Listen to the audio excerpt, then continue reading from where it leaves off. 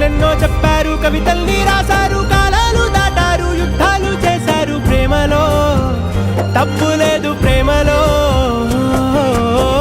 వేల వేల వెన్నెలంత మీద వాలి వెలుగునంత మోయమంటే నేను ఎంత రే.